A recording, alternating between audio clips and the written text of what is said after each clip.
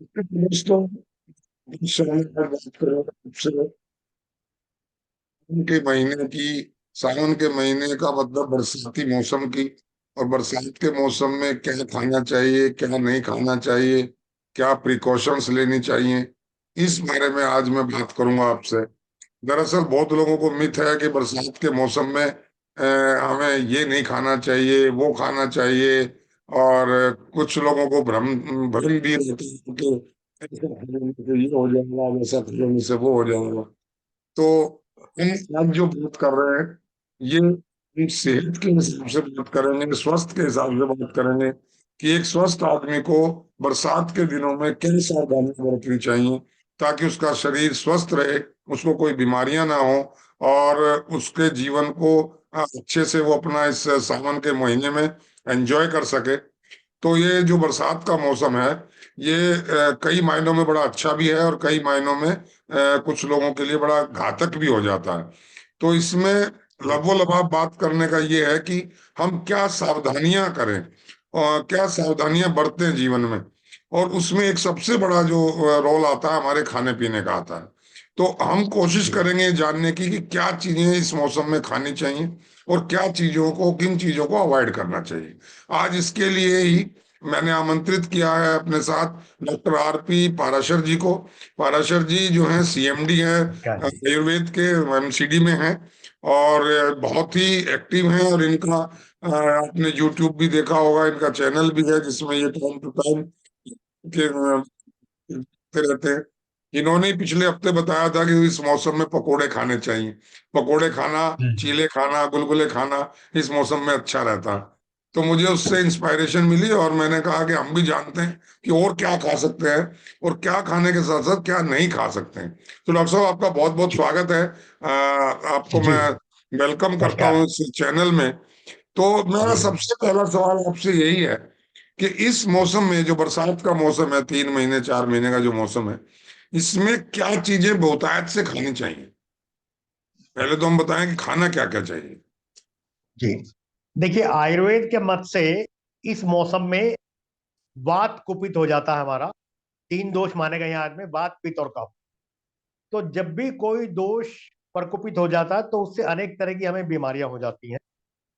तो वात बेसिकली, हम मोटे तौर पर अगर समझना चाहें, तो एक तो हमारी जोड़ों और हड्डियों में जो लचीलापन होता है, जो लुब्रिकेशन होता है, उसके लिए जिम्मेवार है। और दूसरा जो हमारा नर्वस सिस्टम है, उसकी प्रॉपर फंक्शनिंग के लिए जिम्मेवार है। तो जब हमारे शरीर में वात का प्रकोप हो जाएगा तो हमारी हड्डियों में दर्द होगा, जोड़ों में दर्द होगा। यहाँ तक कि 20 साल पुरानी जो चोटें हैं वो भी दर्द करती। इसी तरह अगर हम बात करें तंत्रिका तंत्र की, नर्वस सिस्टम की, तो वात जब कुपित हो गया है तो वो हमारे जो नर्वस सिस्टम है उसमें कहीं ना कहीं कोई नर्वस जो फंक्शन है वो कम ज्यादा हो सकता है। और जैसे कि सेंसेशन कम हो गई, किसी पर्टिकुलर ऑर्गन का काम करना कम हो गया, तो इसके लिए हमें वात जो है वो रूखापन लाती है। तो उसको काउंटर करने के लिए हमें चिकनाई खानी होती है। यानी तेल और घी की मात्रा हम थोड़ी सी बढ़ा दें अपने खाने में इस मौसम में। आजकल चूंकि लोगों को डायबिटीज की शिकायत भी है, ब्लड प्रेशर की शिकायत भी है, लोगों को कोलेस्ट्रॉल खूब ज्यादा बढ़ा हुआ होता है, ट्राइग्लिसराइड बढ़ा हुआ होता है। तो जी। अब ये तो नहीं कहेंगे भाई बहुत ज्यादा खाना है, लेकिन वो जो बात हमारी प्रकोपित हो गई है उसके फंक्शन को नॉर्मलाइज करने के लिए हमें एक ऑप्टिमल क्वांटिटी में, एक समुचित मात्रा में तेल और घी की जरूरत होती है। तो इसीलिए हम कहते हैं कि भाई, लुब्रिकेशन में चाहिए एकदम, बिल्कुल हमें ड्राई नहीं रहना है अंदर से। जी जी जी, बिल्कुल बिल्कुल। जी। तो उसमें हम कहते हैं भाई पकोड़े खाइए आप, चीले खाइए। अब पकोड़े और चीले में बेसन का प्रयोग होता है। इसमें कई सारे मिनरल्स भी होते हैं, प्रोटीन भी होता है, विटामिन भी होते हैं। तो वैसे भी बेसन सेहत के लिए अच्छा होता है। तो इसलिए जब हम बेसन का चीला खाएंगे या पकोड़े खाएंगे तो वो सेहत के लिए बहुत अच्छा काम करता है। पहले हम आटे में मीठा मिलाकर गुलगुले बनाते थे, पूड़े बनाते थे। पूड़ा चीले जैसा ही होता है, मीठा होता है और वो आटे में बनता है। और गुलगुले जो है वो मीठे होते हैं, पकोड़े जैसे होते हैं। आजकल की जनरेशन को शायद कम पता है। ठीक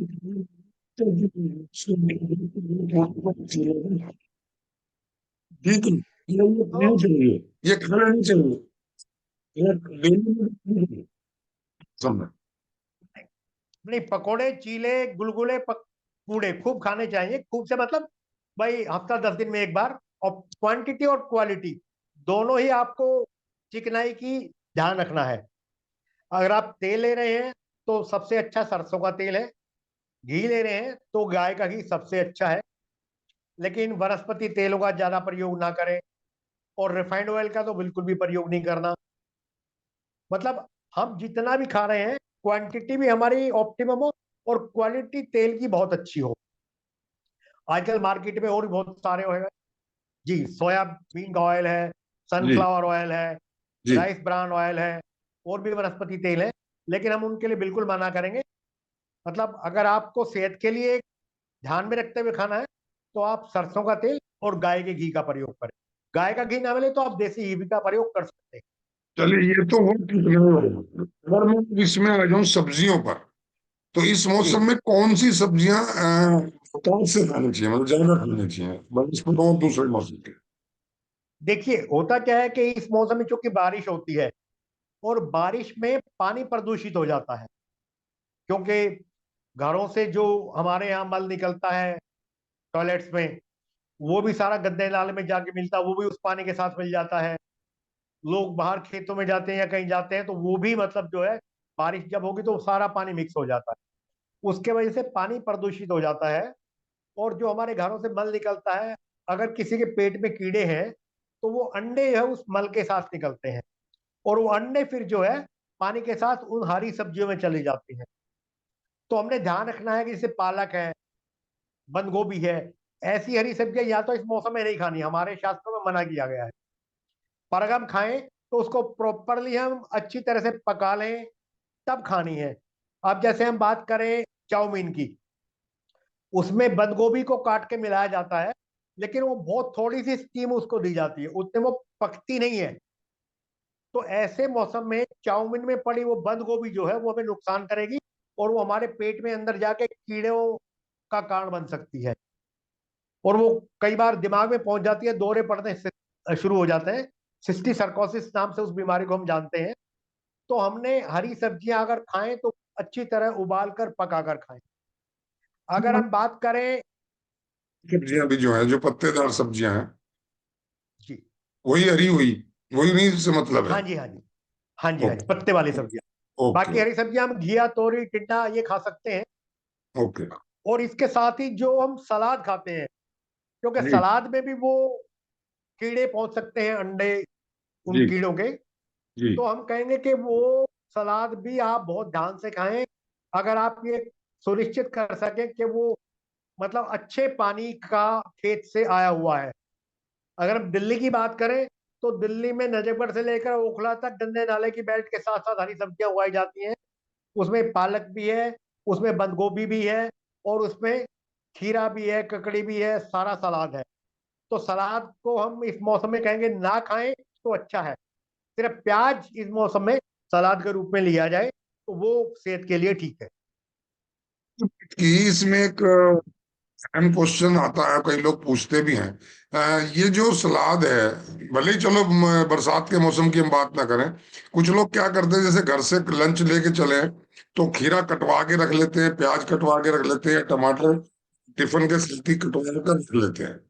तो क्या वो सुबह 9 बजे का बंद हुआ जो सही है, मतलब वो अगर 1 बजे, 2 बजे, 3 बजे या जब भी लंच का, उस वक्त खाना ठीक है, नुकसानदेह है या ठीक है? देखिए, चूंकि इस मौसम में बैक्टीरिया और वायरस दोनों ही एक्टिव होते हैं। तो जी कोई भी कटा हुआ फल, कोई भी कटी हुई सब्जी, सलाद, वो 2-3 घंटे के बाद अगर हम खाएंगे तो उसमें इन्फेक्शन होने के चांसेस पूरे पूरे हैं। इसीलिए आजकल इस मौसम में हेपेटाइटिस ए और ई उसके मामले खूब आते हैं। ये दूषित पानी और दूषित भोजन के वजह से ही होते हैं।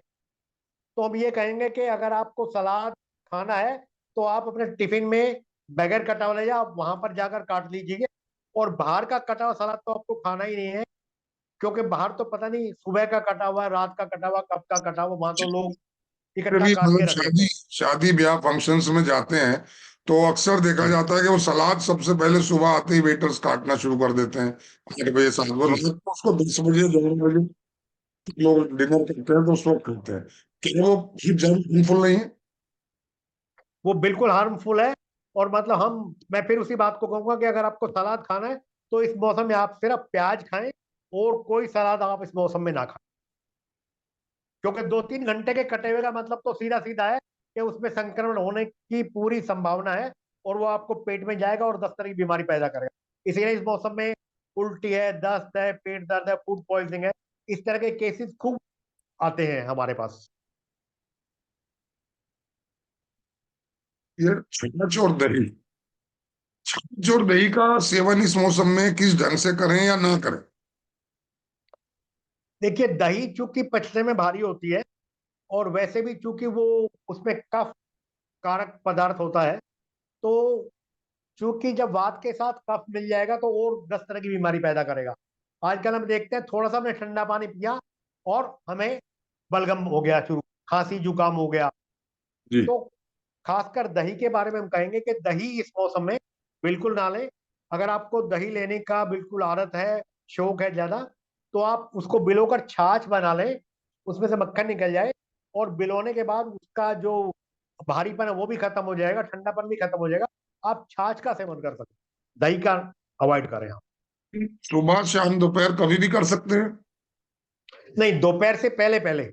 वैसे भी हर मौसम में बताया गया है आयुर्वेद में कि जी। दही का मौसम करना है, दही का प्रयोग करना है या छाछ का प्रयोग करना है, तो वो दोपहर होने से पहले पहले कर लें।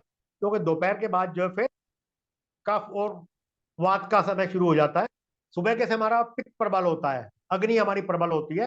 तो सुबह के साथ समय अगर हम लेते हैं दही, तो वो जो हमारी अग्नि उस समय प्रबल होती है, वो उसको पचा सकती है। पर दोपहर के बाद फिर कफ और वात का समय हो जाता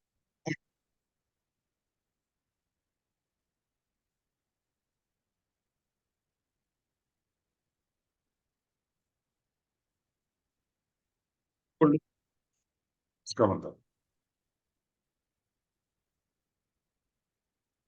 प्रश्न दोबारा दोहराएं आप।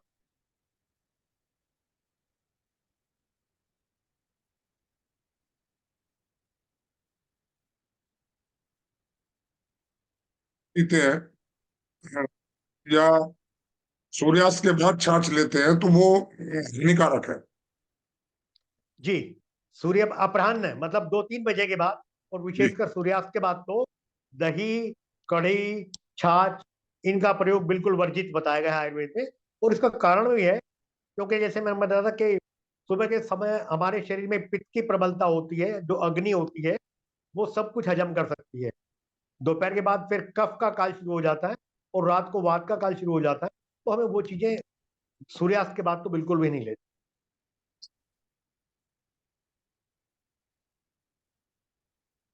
जो लोग करते हैं, जो लोग शराब पीते हैं या इस तरह का वो करते हैं, वो दही का प्रयोग बड़ी बहुतायत से करते हैं उसके साथ, तो वो कितना हानिकारक हो सकता है, इसका क्या इफेक्ट हो सकता है?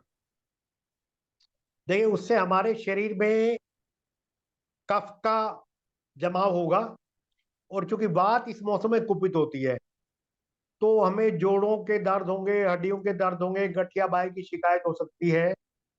ये जो जितने इस तरह की चीजें हैं, खासकर छाती में बलगम जमा हो सकता है, वो आगे चल के निमोनिया में बदल सकता है। और हमारा जो तंत्रिका तंत्र है, मतलब उसमें भी, नर्वस सिस्टम में भी वही बात है कि हमारे काम करने में हाथों पैरों के जो हमारे एक्शन है, शरीर के और बाकी जो अंग हमारे संचालित होते हैं नर्वस सिस्टम से, वो एडवर्सली अफेक्टेड हो सकते सब दाल जो है कई तरह की है, अरहर की दाल है, उड़द की दाल है, या जिसे दाल मखनी कहते हैं जिसमें राजमा वगैरह मिला होता है, तो उनमें किन चीजों को अवॉइड करें या किन चीजों को जानने की तरह ले सकते हैं? कौन सी हैं। दालें हैं? देखिए, आयुर्वेद में मूंग की दाल को बताया गया कि ये कभी भी कोई भी व्यक्ति ले सकता है। यानी 12 महीने हम इसको सुबह दोपहर शाम, बच्चा बूढ़ा जवान कोई भी ले सकता है। तो मूंग की दाल सबसे सेफ है।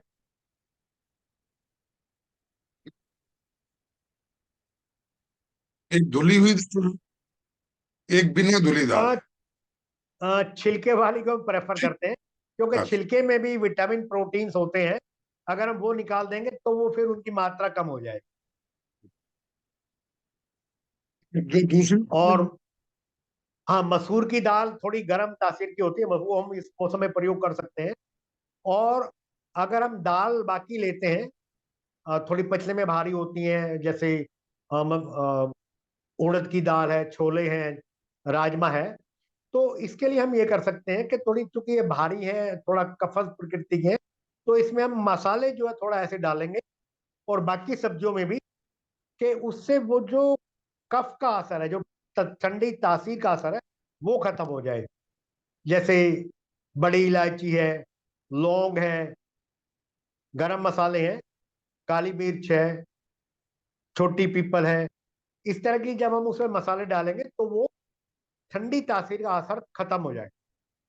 तो वो उनका प्रयोग भी मसालों के साथ करें तो फिर सेहत के लिए ठीक है। जो खाने के बाद लगता है कि इससे मतलब नहीं है, बरसात के मौसम से खाने के बाद सौंफ खाने का एक रिवाज है। तो सौंफ के क्या उसका प्रयोजन है खाने के बाद खाने का, वो क्या करती है? देखिए, सौंफ बेसिकली डाइजेस्टिव है, और वो जब हम सौंफ चबाकर खाते हैं तो न केवल वो डाइजेस्टिव है, बल्कि पेट के लिए भी वो बहुत अच्छी है, हमारी गट हेल्थ के लिए बहुत अच्छी है। मतलब हमारे शरीर में ऐसे एंजाइम्स का सिक्रीशन वो बढ़ाती है जो खाने को पचा सके। और वो साथ में हमारे शरीर में अगर कोई संक्रमण चला गया है, कोई वायरस या बैक्टीरिया, उसको भी खत्म करने की क्षमता रखती है। तो हम इस मौसम में आमतौर पर राय ये देते हैं कि खाने के बाद आप भुना हुआ जीरा, सौंफ और अजवाइन, ये तीनों चीज आप खाएं थोड़ी सी मात्रा में, तो वो आपके जो पेट में अगर कोई संक्रमण चला भी गया है, कोई वायरस चला गया, कोई बैक्टीरिया चला गया है, तो वो उसको खत्म करने में मदद करे। तो तीनों चीज आप भून कर रख लीजिएगा, अजवाइन, जीरा और सौंफ, खाने के बाद वो खाइएगा इस मौसम में। और बाकी सौंफ अपने आप में तो डाइजेस्टिव भी है और कृमि हर भी है।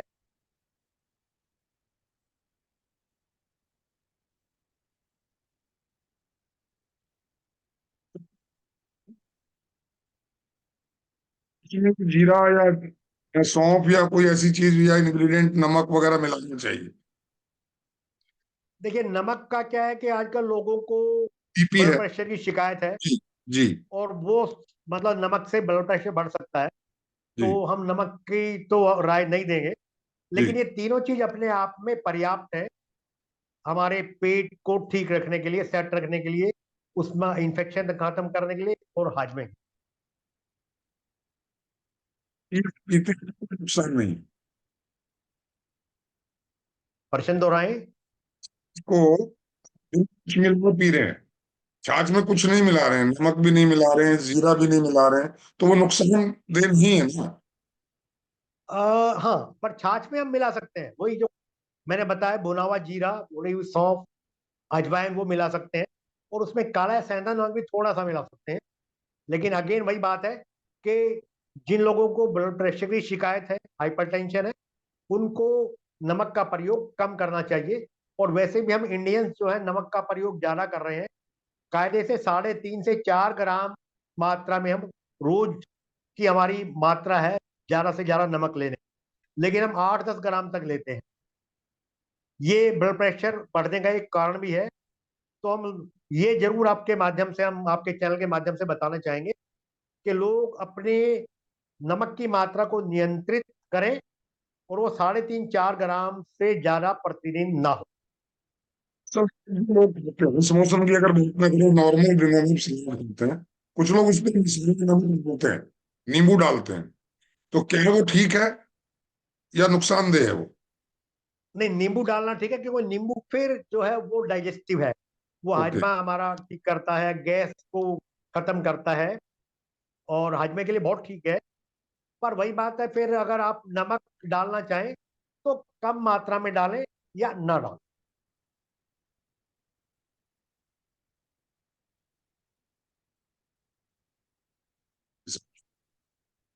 दूसरी मैं बात करूंगी दूध की।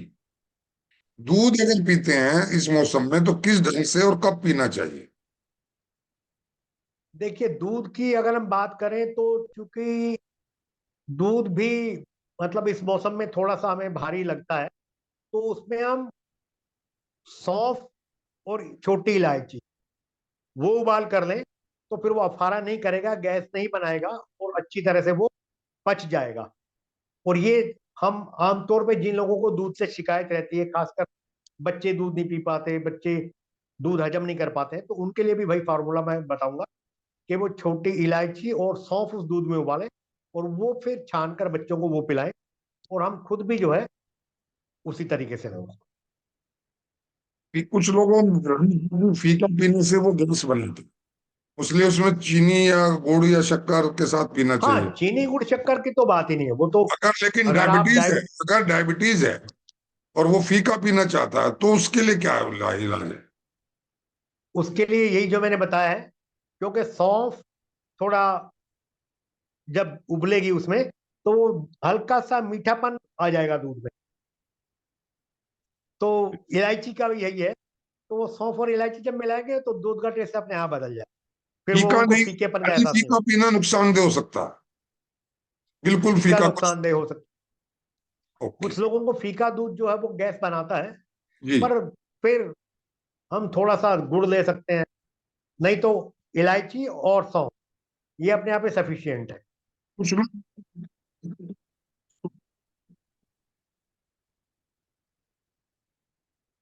प्रश्न दोहराएं शर्मा जी।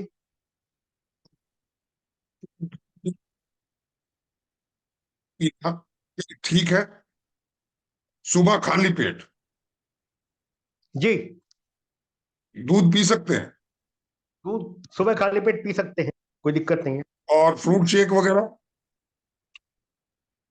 हाँ, मतलब लेकिन फ्रूट्स में भी हमें ध्यान रखना होता है, जैसे सेब है या आम है, तो चूंकि ये मीठे होते हैं और दूध भी मीठा होता है, तो उनके साथ तो हम उसके कॉम्बिनेशन बना सकते हैं।